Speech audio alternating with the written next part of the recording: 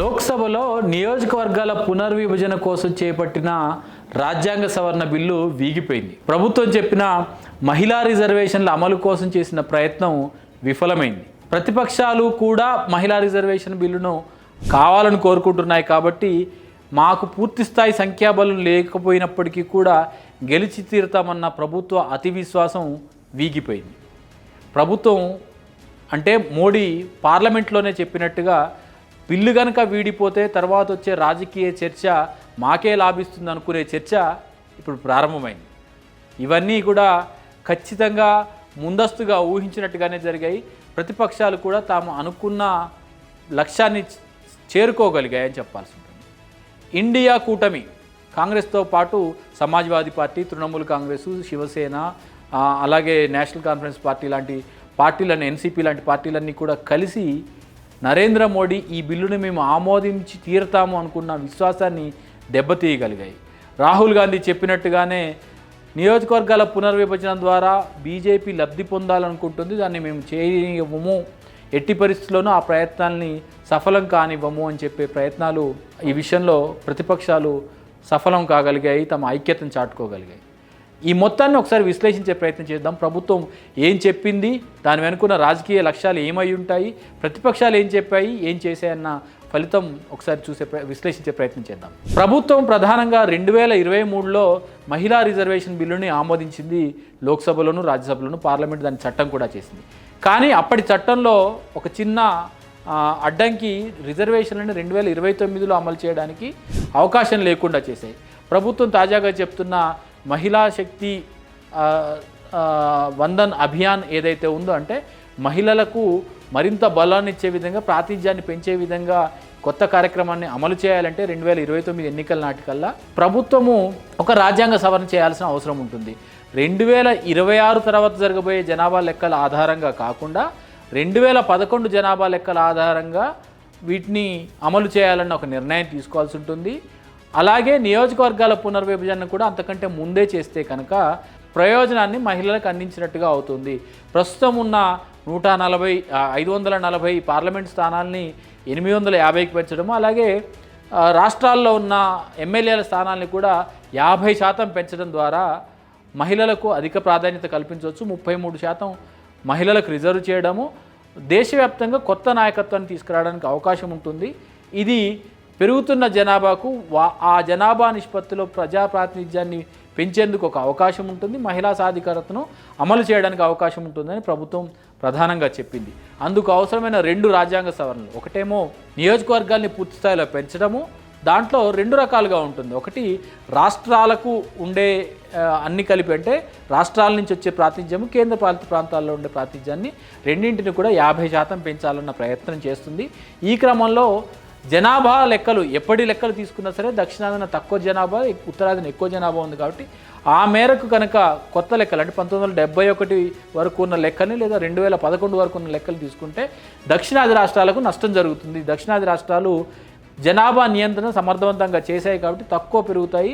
ఉత్తరాది రాష్ట్రాలు అంత మేరకు సఫలం కాలేదు కాబట్టి జనాభా పెరిగింది. ఆ మేరకు వరకు ఎంపీ స్థానాలు లేకపోతే రాష్ట్రాల ఎమ్మెల్యే స్థానాలు కూడా పెరగబోతున్నాయి. పార్లమెంట్లో చూసుకుంటే ఉత్తరాది రాష్ట్రాల డామినేషన్ పెరుగుతుందనేది ప్రధానమైన చర్చగా కొనసాగింది. కానీ కేంద్ర ప్రభుత్వం దానికి ఒక ప్రత్యామ్నాయ మార్గాన్ని సూచించింది. 50% అంటే ఏ రాష్ట్రంలోనైనా సరే ఇప్పుడున్న స్థానాలకు 50% పెంచడం ద్వారా నిష్పత్తి అలాగే కొనసాగుతుంది అనేది ప్రభుత్వం ఒక ప్రత్యామ్నాయ మార్గంగా చెప్పింది. నిన్న ఈరోజు జరిగిన చర్చల్లో కూడా అధికార పార్టీ కూటమి నేతలంతా కూడా అదే విషయాన్ని పదే స్పష్టం చేయడం జరిగింది. కానీ దీని వెనుక కొన్ని దురుద్దేశాలు దాగి ఉన్నాయి అని ప్రతిపక్షాలు ప్రధానంగా ఆరోపిస్తున్నాయి. ఆ దురుద్దేశాలు ఏంటి అనేది ప్రతిపక్షాలు చెప్తున్న కారణాలు ఏంటో వరుసగా చూసే ప్రయత్నం చేద్దాం. ఒకటి, నియోజకవర్గాల పునర్విభజన మహిళా రిజర్వేషన్లు పెంచాలని కనుక అమలు చేయాలని కనుక ప్రభుత్వం అనుకొని ఉంటే, చిత్తశుద్ధి ఉంటే దాన్ని 2023లోనే అమలు చేసి ఉండేవి. అప్పుడే మేము వాటి అమలుకు ఆమోదాన్ని కూడా తెలిపి ఉన్నాము, కావాలని కోరాము, డిమాండ్ చేసాం కూడా. కానీ అప్పటికి వారికి రాజకీయంగా అవసరం లేదు, 2029 ఎన్నికలు గెలవడానికి అవసరం. కాబట్టి ఈ కొత్త రిజర్వేషన్, మహిళా రిజర్వేషన్ల అమలు పేరున నియోజకవర్గాలను పెంచుకునే ప్రయత్నం చేస్తున్నది మొదటిది. రెండవది, ఉత్తర దక్షిణ రాష్ట్రాల మధ్య అంతరం పెంచడం ద్వారా భారతీయ జనతా పార్టీ తమకు అనుకూలమైన రాష్ట్రాల్లో అధిక స్థానాలు పెంచుకునే ప్రయత్నం చేస్తున్నది రెండవది. ఎందుకంటే ఉత్తరాది రాష్ట్రాల్లోనే భారతీయ జనతా పార్టీకి ఎక్కువ స్థానబలం ఉంది, ఇప్పుడు నియోజకవర్గాల్లో ఆ పార్టీ ఎక్కువ బలంగా ఉంది. అక్కడ కనుక ఎక్కువ స్థానాలు గెలుచుకుంటే దక్షిణాది రాష్ట్రాలకు నుంచి ఎన్ని పార్టీలు, ప్రాంతీయ పార్టీలు ఎంత బలంగా ఉన్నా, లేదా ఇండియా కూటమి పార్టీలు ఎంత బలంగా ఉన్నప్పటికీ కూడా సంఖ్యాపరంగా చూస్తే, నిష్పత్తి పరంగా కాదు, సంఖ్యాపరంగా చూస్తే మళ్ళీ ఎన్డీఏ అధికారంలోకి రావడానికి అవకాశం ఉంటుందని రెండవది.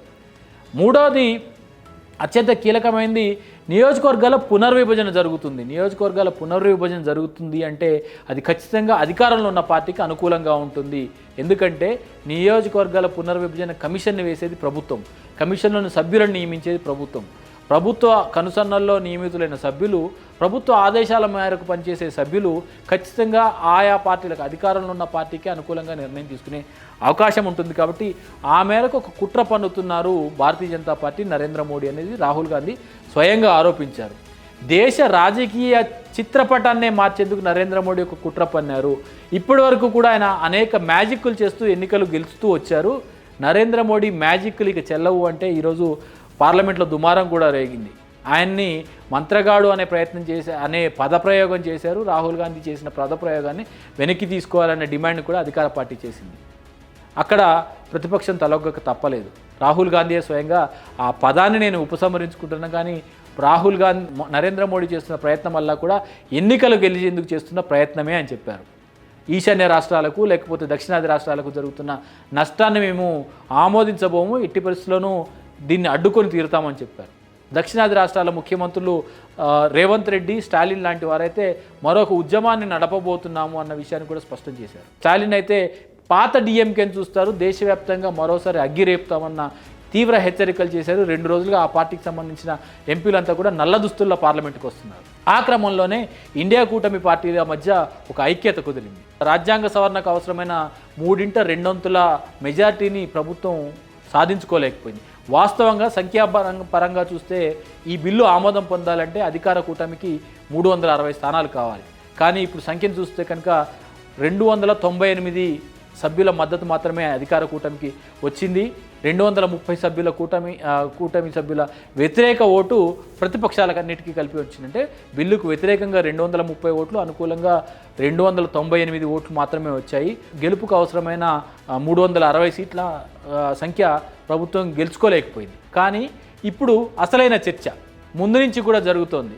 ఇదంతా కూడా కేవలం రాజకీయ ప్రయోజనాల కోసం చేస్తున్న ప్రయత్నంగా ప్రతిపక్షాలు ఆరోపిస్తున్నాయి. అదే ఆరోపణని ప్రధానమంత్రి ప్రసంగం సందర్భంగా కూడా చేస్తే ప్రధానమంత్రి కూడా అదే విషయాన్ని పరోక్షంగా అంగీకరించడం జరిగింది. ఇదంతా కూడా మనందరం కావాలని కోరుకుంటున్న మహిళా రిజర్వేషన్ల అమలు కోసమే, కాబట్టి మీరంతా కూడా రాజకీయ ప్రయోజనాలు ఆశించకుండా మీరు దీనికి ఆమోదం తెలపండి, మహిళల్ని సశక్తీకరణను చేయండి, దాని ప్రయోజనం అందరికీ ఉంటుందని నరేంద్ర మోడీ చెప్పారు. బిల్లును వ్యతిరేకిస్తే కనుక ఖచ్చితంగా ఆ రాజకీయ ప్రయోజనం నా వరకు ఉంటుంది. నా ప్రయత్నం నేను చాలా సీరియస్గా చేశాను కాబట్టి నాకు అనుకూలంగా ఉంటుంది. కానీ మీరు బిల్లును వ్యతిరేకించినందుకు ప్రజలు మిమ్మల్ని శిక్షిస్తారని హెచ్చరికలు కూడా జారీ చేశారు. ఇప్పుడు బిల్లును వ్యతిరేకించారు, బిల్లు వీగిపోయింది.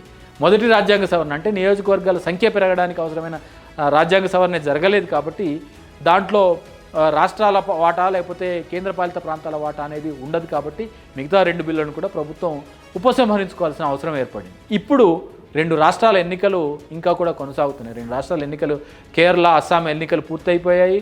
వెస్ట్ బెంగాలు అలాగే తమిళనాడు ఎన్నికలు ఇంకా జరగాల్సి ఉంది. ఈ నేపథ్యంలోనే బీజేపీ ప్రత్యేక పార్లమెంట్ సమావేశాలు పెట్టి మరీ మహిళా రిజర్వేషన్ల బిల్లు లేకపోతే నియోజకవర్గాల పునర్విభజన ప్రయత్నాలు చేస్తున్నాయి. అంటే ఇది ఖచ్చితంగా బీజేపీకి రాజకీయ ప్రయోజనం కోసం ప్రయత్నం జరుగుతుందని చెప్తున్నారు. ఈ మొత్తం పరిణామాల్ని దేశవ్యాప్తంగా, ముఖ్యంగా ఎన్నికలు జరుగుతున్న ఈ 2 రాష్ట్రాల ప్రజలు, ఓటర్లు కూడా నిశ్చితంగా పరిశీలించారు.